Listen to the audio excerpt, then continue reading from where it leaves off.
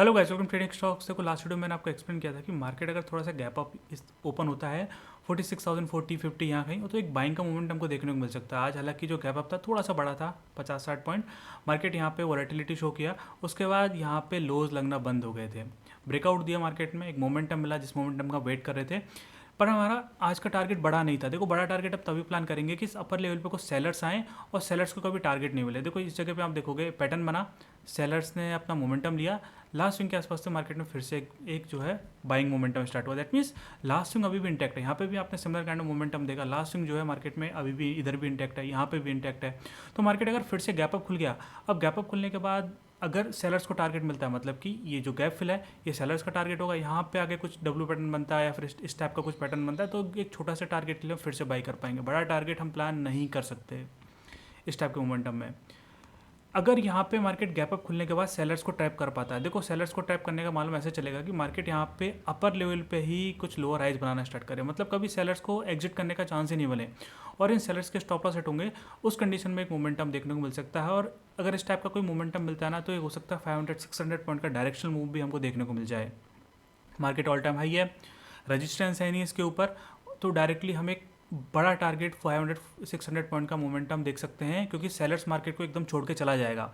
इस कंडीशन में क्या होगा, जैसे यहाँ पे आप देख रहे हो ये एक स्विंग है, यहाँ पे एक स्विंग है, तो जब भी मार्केट थोड़ा सा नीचे करेक्शन शो करता है 100-200 पॉइंट का, तुरंत बायर एक्टिवेट हो जाता है। यहाँ पे भी आपने देखा एक स्विंग लगाया तो बायर यहाँ पे तुरंत एक्टिवेट हो गया। लेकिन एक बड़ा मोमेंटम जब मार्केट में मिल जाएगा तो कोई स्विंग यहाँ पे अवेलेबल नहीं होगा बायर्स के लिए। तो अपर लेवल पे कोई भी एम पैटर्न बनता है तो एक बड़ी सेलिंग यहाँ पे आ सकती है, एक बड़ा सेलिंग प्रेशर आएगा। इस वजह से सेलर्स यहाँ जो एकदम मार्केट को छोड़ देगा वो एक अपर लेवल पे आके मार्केट को और लोअर लेवल पे पुश कर सकता है। देखो एक बड़ा सेलिंग यहाँ पे आ सकती है। और मार्केट को अगर मैं आपको बड़े टाइम फ्रेम में दिखाऊं, लेट्स से कि हम मार्केट को 1 आवर या फिर 1 आवर टाइम फ्रेम में देखते हैं मार्केट को, तो यहाँ पे आपको एक चीज़ समझ में आ रहा होगा कि मार्केट जब भी लोअर एरिया था यहाँ पे, इस पर वेट किया, मार्केट ब्रेक करते ही एक बड़ा टारगेट हमको देखने को मिला, जो कि एक्सपेक्टेड था। एक्सपायरी वाले दिन हम वेट कर रहे थे इसका।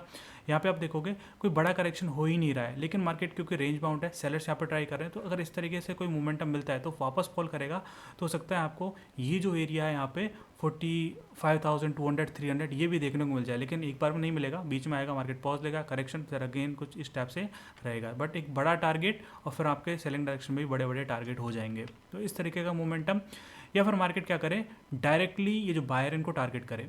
कैसे, इनके ट्रेलिंग स्टॉप लॉस आपको नजर आ रहे होंगे 46,000 पे है, मार्केट डायरेक्टली गैप डाउन खुल के नीचे आना स्टार्ट करे। इस कंडीशन में आपको एक सेलिंग देखने को मिल सकती है। डेफिनेटली ये सारे एरिया सपोर्ट की तरह काम करेंगे। इंपॉर्टेंट सपोर्ट एरिया जो ब्रेकआउट एरिया है 45,600-650 का, ये हमारा टारगेट हो जाएगा। देखो मोमेंटम मिल सकता है यहाँ पे 200-300 पॉइंट का, बट मेक श्योर क्वांटिटी कम ही रखेंगे, क्योंकि ये अगर अपर लेवल से आता है तो हमारा फुल क्वांटिटी में बड़ा टारगेट प्लान करेंगे। यहाँ पे आएगा तो मार्केट कभी भी टर्न अराउंड हो सकता है, बायर्स वापस से एक्टिवेट हो सकते हैं। ओके, वहीं अगर हम निफ्टी को देखेंगे तो देखो निफ्टी के अंदर भी आज हमारा बड़ा टारगेट नहीं था प्लान, कुछ सिमिलर काइंड ऑफ मोमेंटम था यहाँ पे। बैंक निफ्टी के जैसे ही मार्केट गैप अप खुला, सस्टेन करके एक बाइंग मोमेंटम मिला, अगेन एग्जैक्टली जो लास्ट स्विंग था यहाँ से बायर्स एक्टिवेट हो रहा है। लेकिन क्योंकि मार्केट में बैंक निफ्टी के अंदर ऑल टाइम हाई है, निफ्टी भी ऑल टाइम हाई है, तो सेलर्स तुरंत एक्टिवेट हो जा रहा है। बायर्स के पास यहाँ पे जो है ज़्यादा स्पेस बचा हुआ नहीं है। अगर मार्केट फिर से गैप अप ओपन होता है स्विंग के आसपास, यहाँ पे कहीं दोनों इंडेक्स सिंक होना चाहिए, होल्ड करेगा तो एक बड़ा टारगेट मिल सकता है। देखो यहाँ पे लो ब्रेक नहीं होना चाहिए, लो ब्रेक होगा तो सेलर एग्जिट कर देगा, मार्केट नीचे आएगा तो फिर सेलर एग्जिट कर देगा, तो सेलर्स को भी ट्रैप होने का चांस ही नहीं बना। यहाँ पे अगर सेलर ट्रैप होकर निकलता है तो बड़ा टारगेट देखने को मिलेगा। उस कंडीशन में अगर मार्केट वापस रिटर्न होकर आता है तो ये स्विंग हमारे लिए इंपॉर्टेंट हो जाती है। लेकिन अगर मार्केट डायरेक्टली इन बायर को टारगेट करेगा तो मार्केट को गैप डाउन ओपन होना होगा। अगर मार्केट यहाँ पे गैप डाउन ओपन होकर नीचे आता है तो देखो एक सेलिंग देखने को मिल सकती है, वापस से हो सकता है जो एरिया है 20,000-2030 का देखने को मिल सकता है चांसेस, हालांकि मुझे थोड़े से कम नज़र आ रहे हैं। या फिर मार्केट अगर इस जगह पे देखो वॉलेटाइल होने के चांसेस बन जाएंगे अगर मार्केट लो ब्रेक करेगा। तो फिर देखो अगर आप ऑप्शन बायर हो तो मैं आपको ये बोलूँगा आप वेट करो, आने वाले टाइम में अगर मार्केट अपर लेवल पे कोई स्विंग ब्रेक लो ब्रेक करता है तो एक बड़ा सेलिंग देखने को मिल सकती है।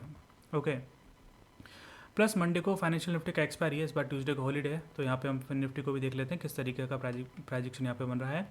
एक रजिस्टेंस एरिया है आपको नज़र आ रहा है, तो यहाँ पे अगर मान लो मार्केट गैप अप खुल जाता है और जिस तरीके से मैं आपको एक्सप्लेन कर रहा हूँ कि दोनों बैंक निफ्टी में उस सिमिलर काइंड ऑफ पैटर्न अगर यहाँ बनता है तो एक डायरेक्शनल डे हो सकता है। तो अगर ये ट्रेड आपको मिलती है मंडे को तो आपका फोकस यहाँ पे फिर निफ्टी में रहना चाहिए। या फिर मार्केट क्या करे, डायरेक्टली अगर इन बायर को टारगेट करता मार्केट, मान लो मार्केट गैप डाउन खुला, कुछ प्राइस बना के नीचे आ रहा है, तो ये सेलिंग के अंदर आपका फोकस रहना चाहिए। अगर मार्केट बीच में कहीं रहता है, यहाँ पे इस जगह गैप अप खुल के नीचे आ रहा है, तो फिर आपको ये बोलूँगा आप स्ट्रैंगल वगैरह बना लो, बड़ा टारगेट की प्लानिंग मत करना। होपफुली ये जो पॉइंट है आपके समझ में आ रहे होंगे। स्टिल आपका कोई डाउट है तो कमेंट कर सकते हैं। मिलते हैं नेक्स्ट वीडियो में। Thanks for watching this video.